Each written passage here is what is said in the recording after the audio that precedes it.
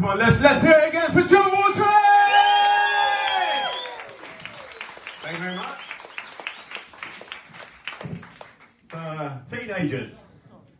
They're fucking brilliant, isn't they, eh? They're brilliant to live with, I tell you that for nothing.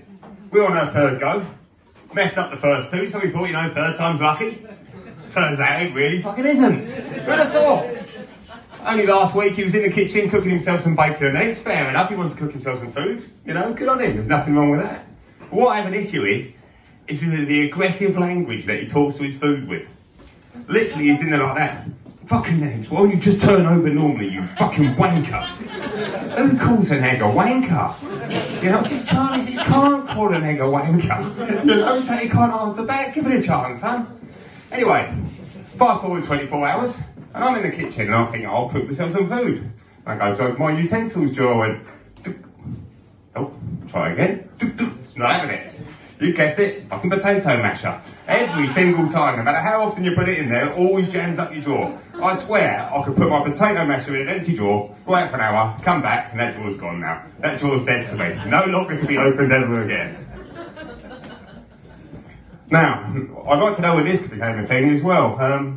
Last day of term last year, I was in St Austell, and outside Costa there was about 50, 60 kids, all teenagers, all sat there in their school uniforms drinking a coffee. When did that happen? In my day, last day of term, all at the local park, 2.5 litres of old English cider, and see if you can finger Claire from the year above. You know, I don't know when this became a thing, I really don't, but I'm a Gen Xer anyway, last of the greats, born in the 70s, raised in the 80s, got away with loads of shit and no cameras around, brilliant. Now, life was a simpler time back then, all old people say this. And I genuinely believe it. We only had Jehovah's Witnesses forcing their views on us. Anyway, fast forward 30 years, and you have the vegans. The 2010s, the time of the vegans arrives. You always know a vegan when you walk in the room, so they tell you straight away. They can't help themselves. Yeah? 10 years later, when COVID happened, and here's when the worst ones came out. The pig of the bunch, the conspiracy theorists. Now, they sat at home, bored out their heads, watching YouTube, because they couldn't go out. Next thing you know, they're watching cats fall over. This is funny, supposedly. Then they're watching cats jumping from cucumbers, you know? Next thing you know, it also goes on to a flat earth video, and they're like, no, I'm one load of rubbish, I'm not watching that, so they watch it for a laugh. Next thing you know, they go, oh, do you know what, that makes a bit of sense, eh? You know, and then they're straight down the rabbit hole, and before you know it, the earth's flat, there is no moon, we've never been to the moon, and the royals are lizards, eh? Craziness, I don't know. Toblerones. That's right, Toblerones. I love a Toblerone, but is there a more dangerous chocolate on the market? I tell you what, them things are designed to hurt you, especially because I like my chocolate from the fridge. Now, if you're not careful, when you're breaking your Toblerone, you'll take your eye out. I'd love to know how many people are hospitalised each year down to Toblerone-related injuries. I bet there's a fair few.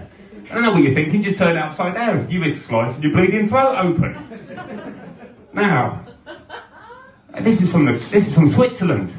This is a country known for its safety, known for doing things properly.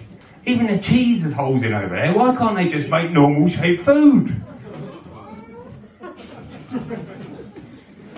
Right then. Now, I've lived in Newquay for 18, nearly 19 years now, just on the outskirts now, and I love it down here, it's great. A few things I don't love. Come holiday season, I just drive into town quickly. You drive around past the central, bang, 500 people still in the road. Not one person on the fucking pavement. Oh no, 500 people in the road. So you have to anchor up and you stop. No one turns round, so you toot your horn.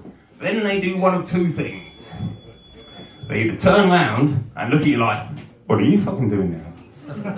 I'm in a road, I'm not meant to be, I'm in a car, you know? Or they look at you like you're driving at them at 200 miles an hour and they scatter like rats of a sinking ship.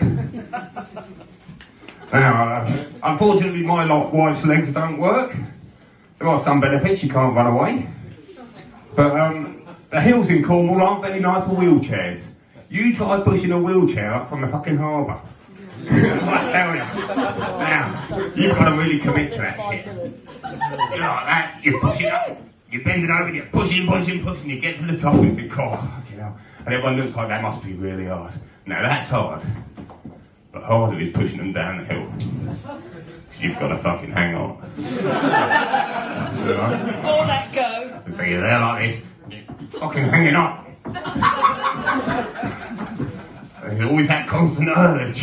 We all have it that. Just see what happens. Watch the carnage unfold. Anyway, thanks very much. I've been John Watering. Hope you enjoyed it. Have a good night.